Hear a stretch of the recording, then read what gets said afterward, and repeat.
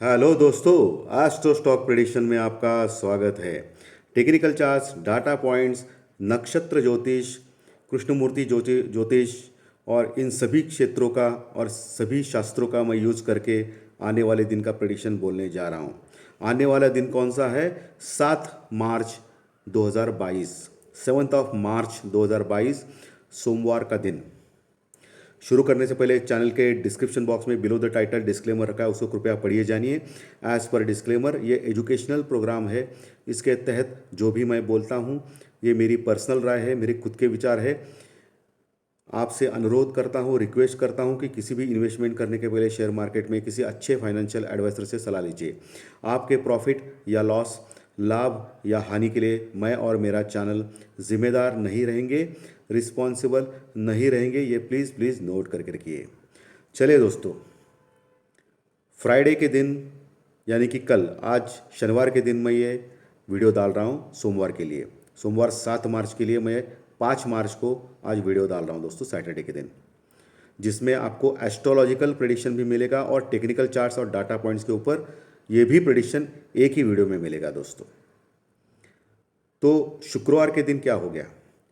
शुक्रवार के दिन हमारा मार्केट लगभग 16,130 का लो छूने गया था दोस्तों, जो पिछले काफ़ी दिन से ये लो था। लेकिन वहाँ से स्मार्ट बाउंस बैक आ गया, क्योंकि उस समय पुट कॉल रेशो करीब करीब 0.70 के पास गया था, 0.70-75 के पास, और वहाँ से बाउंस बैक आ गया और मार्केट फिर से 16,400 तक गया था निफ्टी।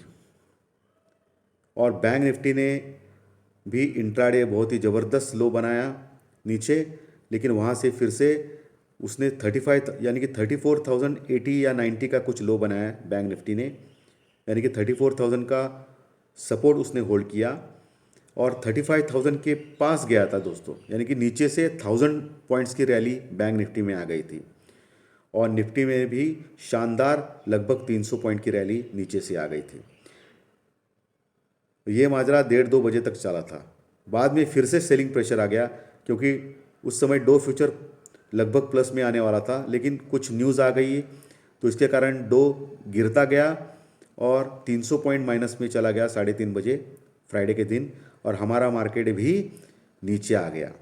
लेकिन हम लोगों ने समहाउ निफ्टी में 16,200 के ऊपर क्लोज किया, जो पिछले हफ्ते का लो था, वही लगभग वही क्लोज किया। यानी कि डबल बॉटम फॉर्मेशन भी टेक्निकल चार्ट्स के ऊपर आप अगर देखेंगे तो डबल बॉटम फॉर्मेशन भी हो गया है निफ्टी में। बैंक निफ्टी 34,500 के नीचे क्लोज हो गया, 35,000 के पास जाने वाला था, लेकिन बैंक निफ्टी बहुत ही स्ट्रांग लग रहा था। जैसे कि मैंने पिछले 2-3 वीडियो में बोल रहा हूँ कि मैं बैंक निफ्टी ओवरसोल्ड है, पीसीआर उसका निफ्टी से भी कम है, तो उसमें बाउंस बैक आ सकता है। और आपने देखा फ्राइडे में कि नीचे के लेवल से बाउंस बैक ज़बरदस्त आ गया था, लेकिन सस्टेन नहीं हो पाया और नीचे आ गया। अभी प्रेजेंटली पुट कॉल रेशो कहाँ है? प्रेजेंटली पुट कॉल रेशो है दोस्तों 0.85, यानी कि ओवरसोल्ड एरिया में ही है। अभी अगर 0.70 और 75 के पास जाता है पुट कॉल रेशो, उसके ऊपर आपको ध्यान देना है, तो वहाँ से फिर से शॉर्ट कवरिंग आ सकती है। यानी कि अभी ऊपर ऊपर बढ़ने के चांसेस ज़्यादा है बजाय नीचे आने के।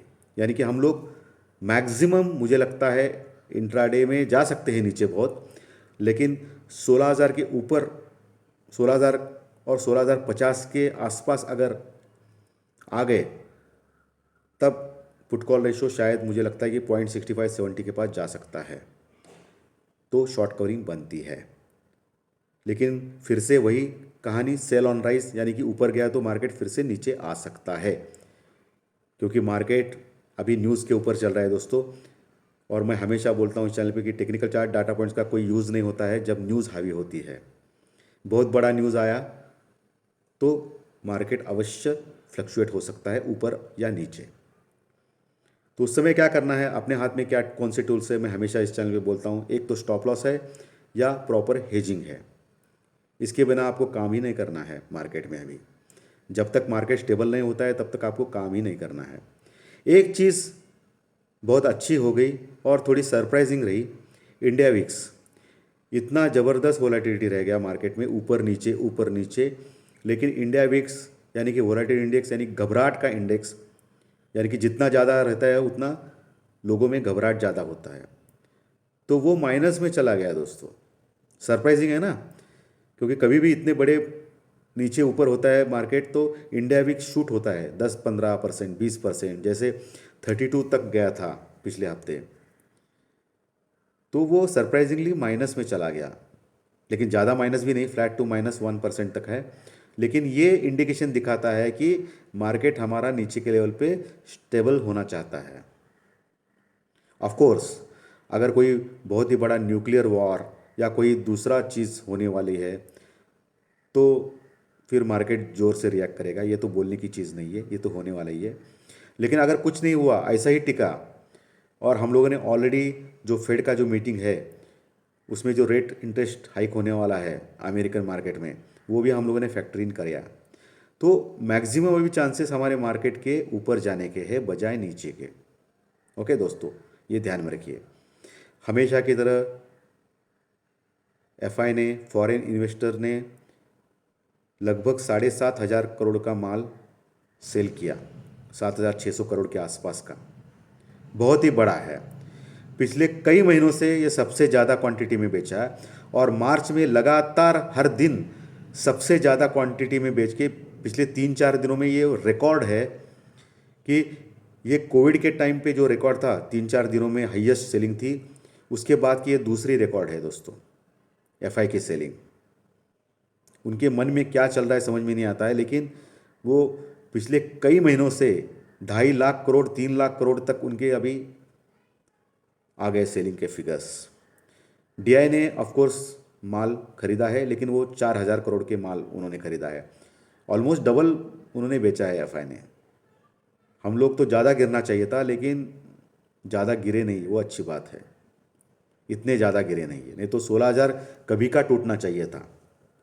लेकिन हमारे रिटेलर्स और डीआई की वजह से हम लोग अभी तक टिके हैं दोस्तों, नहीं तो एफआई ये 10-12 हज़ार तक भी पहुंचाएगा हमको।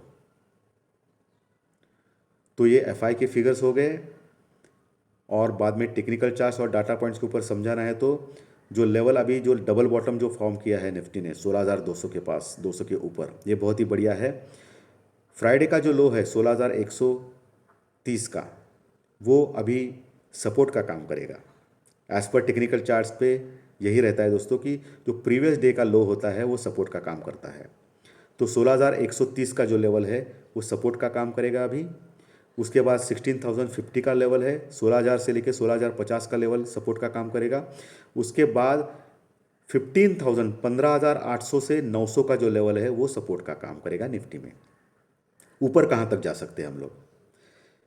ऊपर 16,400 से 450 का जो रीजन है वो इम्पॉर्टेंट रेजिस्टेंस का लेवल है, वो अगर हम लोगों ने ब्रिज किया तो बाद में 16,600 का लेवल आता है। अभी 550 नहीं, अभी डायरेक्टली 16,600 का लेवल आता है, 16,600 का। 16,600 से 16,650 का लेवल आता है इम्पोर्टेंट रेजिस्टेंस का निफ्टी में। उसके बाद डायरेक्टली 16,800 का लेवल आता है इम्पोर्टेंट रेजिस्टेंस निफ्टी में। बैंक निफ्टी 34,500 के नीचे क्लोज हो गया, ये थोड़ा ख़राब है। ऊपर रेजिस्टेंस 34,850, उसके बाद 35,200, उसके बाद 35,550, उसके बाद 35,850 का लेवल है रेजिस्टेंस का बैंक निफ्टी में। नीचे 34,000 का एक स्ट्रॉन्ग सपोर्ट है बैंक निफ्टी में 34,000 का। उसके बाद एक 33,800 का भी एक अच्छा सपोर्ट रहेगा बैंक निफ्टी में। उसके बाद 33,500 का एक मजबूत सपोर्ट, उसके बाद 33,000 का एक मजबूत सपोर्ट, और 33,000 के नीचे बहुत ही कमज़ोर होगा बैंक निफ्टी, ये ध्यान में रखिए। तो ये टेक्निकल चार्ट डाटा पॉइंट्स के ऊपर जहाँ कॉल राइटिंग हो गई है, पुट राइटिंग हो गई है, ओपन इंटरेस्ट बिल्टअप हो गया है, डाटा पॉइंट्स बिल्टअप हो गए हैं, इन सभी का जो मिक्सचर करके मैंने आपको बता दिया कि सपोर्ट और रेजिस्टेंस कहाँ हो सकते हैं निफ्टी और बैंक निफ्टी में। पुट कॉल रेशो बोला है, इंडिया विक्स बोला है। यूरोपियन मार्केट्स ज़्यादा गिरे अमेरिकन मार्केट से भी, क्योंकि फ्राइडे के दिन अमेरिकन मार्केट सिर्फ 200 पॉइंट माइनस में क्लोज हो गया, यानी कि 1% से नीचे। लेकिन हमारा मार्केट देखिए ज़्यादा गिर गया। हमारा मार्केट तो ठीक है, यूरोपियन मार्केट बहुत ज़्यादा गिर गए, क्योंकि फ्राइडे के दिन जो न्यूज़ आ गई थी कि न्यूक्लियर प्लांट के ऊपर हमला किया रशिया ने, तो वो बकवास था, इतना कुछ ज़्यादा उसमें ताकत नहीं थी उस न्यूज़ में।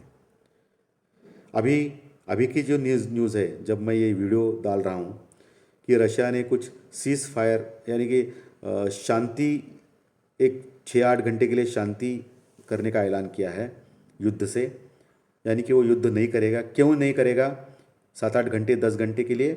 क्योंकि जो भी लोग फंसे हैं और दूसरे देश में, दूसरे देश के लोग जो यूक्रेन में फंसे हैं, उनको वो जाने की अनुमति दे रहा है दोस्तों।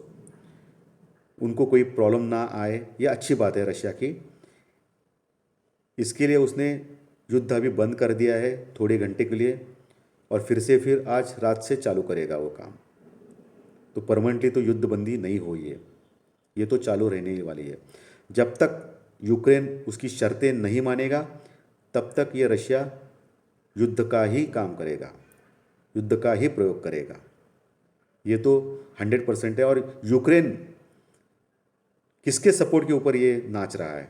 ये सब European market, America, European countries, America, इसके ऊपर नाच रहे हैं दोस्तों, क्योंकि वो लोग उसको आर्म दे रहे हैं, मिसाइल्स दे रहे हैं।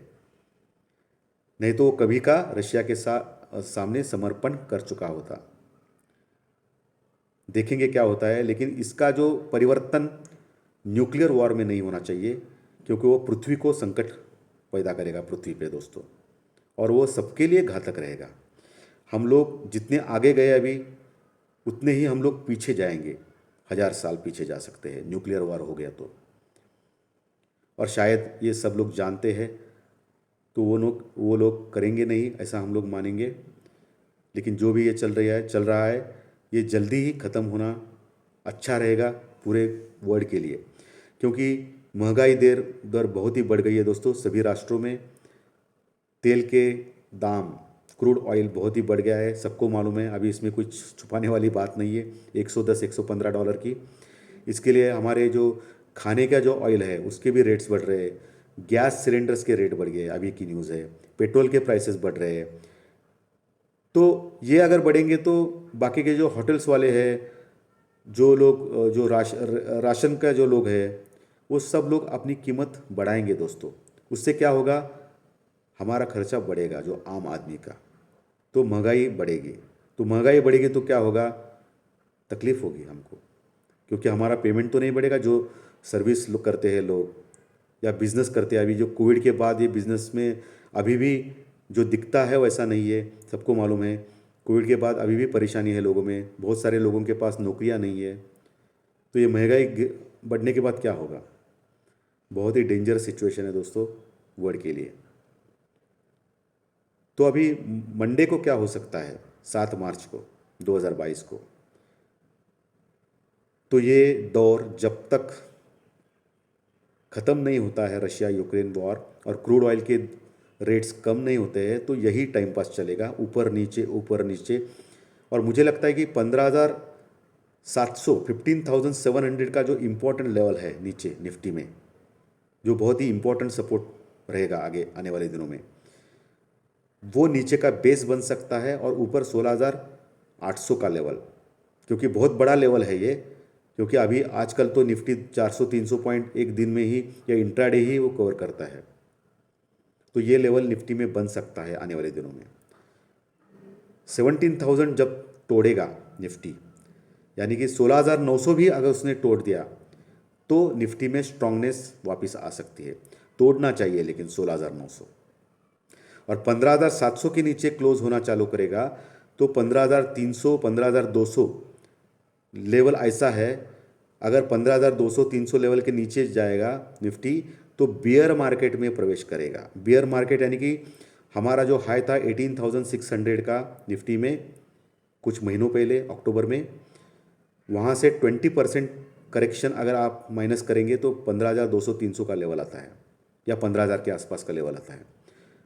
और कहा जाता है कि 20% अगर ऑल टाइम हाई से आपका करेक्शन हो चुका और उसके नीचे आप फिसल गए, तो आप बियर मार्केट में जाएंगे, यानी कि मंदी के मार्केट में जाएंगे। अभी भी आप तेज़ी के मार्केट में हो। मंदी के मार्केट में कब जाएंगे? जब 20% करेक्शन उसमें होता है। तो ये ध्यान में रखिए दोस्तों, ये थंब रूल है शेयर मार्केट का। तो आने वाले दिनों में हम लोग सिर्फ सपोर्ट और रेजिस्टेंस के ऊपर ध्यान रखेंगे एज पर टेक्निकल। उसके ऊपर ही काम करना है हमको, स्टॉप लॉस या हेजिंग करके ही काम करना है दोस्तों। चलिए दोस्तों, अभी दूसरे चरण में, फाइनेंशियल एस्ट्रोलॉजी के चरण में, ज्योतिष शास्त्र के चरण में, नक्षत्र ज्योतिष के चरण में, कृष्णमूर्ति ज्योतिष के चरण में दोस्तों, 7 मार्च 2022 चंद्रमा मेष राशि में है। और मेष राशि में नक्षत्र कौन सा है? शुक्र का है, वीनस का है दोस्तों। और अकॉर्डिंग टू नक्षत्र ज्योतिष, कृष्णमूर्ति ज्योतिष, इन सभी शास्त्रों का जो यूज़ करता हूँ, इसके अनुसार मुझे लगता है कि मार्केट ज़्यादा तेज़ी दिखा सकता है, पॉजिटिव रह सकता है। लेकिन ध्यान दें, मैं हमेशा इस चैनल पे बोलता हूँ कि आपको ब्लाइंडली फॉलो नहीं करना है कुछ भी, क्योंकि मैं मानता हूँ कि 100% कोई सही नहीं होता है। आपको अगर सही होना है तो टेक्निकल चार्ट, डाटा पॉइंट्स के जो लेवल्स मैं देता हूँ वो भी आपको ध्यान रखना है। और एस्ट्रोलॉजिकल ज्योतिष शास्त्रीय मैं जो प्रिडिक्शन करता हूँ, ये सब कुछ ध्यान में रख के आपको काम करना है। और जो मैं पिछले 2-4 दिनों से मैं एक स्टॉक दे रहा हूँ, जैकपॉट शेयर ITC, उसका कमाल तो आप देख चुके हो। लगभग 113-114 लेवल से मैं रिकमेंड किया है मैंने 5-6 दिन पहले, अभी आ गया है 225 के ऊपर। और इतने गिरते हुए मार्केट में भी वो कंटिन्यूस बढ़ रहा है। जो मेरा जैकपॉट शेयर पिछले हफ्तों से है दोस्तों, ITC, तो मैं हमेशा इस चैनल पे बोलता हूँ जो मैं जैकपॉट शेयर देता हूँ वो सुपर हिट होता है, लेकिन उसका भी मैं 80 से 90% ही मानता हूँ दोस्तों। चलिए, अभी आपके राशि के ऊपर मैं बोलने वाला हूँ, जो सब लोग चाहते हैं कि राशि के ऊपर उनका दिन कैसा जाएगा। तो मेष राशि को सोमवार का दिन थोड़ा खराब रह सकता है। वृषभ राशि को सोमवार का दिन अच्छा जा सकता है। मिथुन राशि को सोमवार का दिन मिला जुला जा सकता है। कर्क राशि को सोमवार का दिन खराब जा सकता है। सिंह राशि को खराब जा सकता है। कन्या राशि को मिला जुला रह जा सकता है। तुला राशि को अच्छा जा सकता है। वृश्चिक राशि को खराब जा सकता है। धनु राशि को खराब जा सकता है। मकर राशि को अच्छा जा सकता है। कुंभ राशि को अच्छा जा सकता है। मीन राशि को भी अच्छा जा सकता है। जिनको मैंने खराब बोला है उनको लक फेवर नहीं कर सकता है, ऐसा एज पर एस्ट्रोलॉजी मुझे लगता है। इसका मतलब ये नहीं है कि आप हारेंगे, आपको ज़्यादा मेहनत करनी पड़ेगी, प्रॉपर स्टॉप लॉस या प्रॉपर हेजिंग रखनी पड़ेगी ताकि आप जीत सको, आपको प्रॉफिट हो सके। और जिनको अच्छा बोला है मैंने, उनको लक फेवर करेगा ऐसा मैं मानता हूँ। लेकिन इसका मतलब ये नहीं है कि आप गैम्बलिंग करें या सट्टेबाजी करें या सिर्फ कॉल ले या सिर्फ पुट ले और 1-1 लाख 2-2 लाख का माल ले ले, तो इससे लॉस हो सकता है, आपका कैपिटल ज़ीरो हो सकता है। तो इसमें भी आपको प्रॉपर स्टॉप लॉस या प्रॉपर हेजिंग करना ही करना है, सट्टेबाजी बिल्कुल नहीं करनी है। क्योंकि मैं हमेशा बोलता हूँ इस चैनल पे कि कोई आदमी भगवान नहीं होता है, उसका गलत भी हो सकता है और मैं भी गलत हो सकता हूँ, ऐसा कुछ नहीं है, गलत हुआ भी हूँ। तो ये एक्सेप्ट करने में कोई मुझे हैरानी नहीं होगी, एक्सेप्ट करना ही चाहिए, हर आदमी को करना चाहिए। जीवन में मनुष्य के अंदर मनुष्य देवता भी हो सकता है और राक्षस भी हो सकता है, लेकिन उसके परसेंटेज अलग अलग होते हैं दोस्तों। कोई आदमी 70-80% अच्छा होता है और 20% वो दाना होता है ना दोस्तों। 100% कुछ नहीं होता है, क्योंकि हम लोगों ने अगर रामायण महाभारत में भी देखा तो दानव जो है उनमें भी अच्छाइयाँ थी, 100% बुराइयाँ नहीं थी दोस्तों। और भगवान जो है उनमें भी हम लोगों ने किस्से सुने हैं कि उनमें भी बुराइयाँ थी। लेकिन इसका मतलब ये नहीं कि हम लोग भगवान को पूजना छोड़ दें। इसके लिए हर मानव के अंदर अच्छाइयाँ और बुराइयाँ होती है दोस्तों। इसके लिए मैं हमेशा बोलता हूँ कि पॉजिटिव देखें, अच्छाइयाँ देखिए, बुराइयाँ मत देखें। हम लोग हमेशा क्या करते हैं, एक ग्लास अगर भरा हुआ पानी रहेगा, आधा ग्लास अगर भरा हुआ रहेगा, तो हम लोग इमीडिएटली क्या आंसर देंगे उसका, 70-80% लोग क्या आंसर देंगे उसका कि ये आधा ग्लास पानी भरा नहीं है दोस्तों, ऐसा बोलेंगे। वो क्या बोलेंगे, आधा ग्लास पानी ही नहीं है इसमें। और जो पॉजिटिव सोचते हैं, सकारात्मक सोचते हैं, वो क्या बोलेंगे, इसमें आधा गिलास पानी भरा हुआ है। यही फ़र्क है दोस्तों अच्छाइयाँ और बुराइयाँ में। धन्यवाद दोस्तों, सोमवार के दिन प्री मार्केट रिपोर्ट में ज़रूर मिलेंगे। Thank you very much, thanks a lot.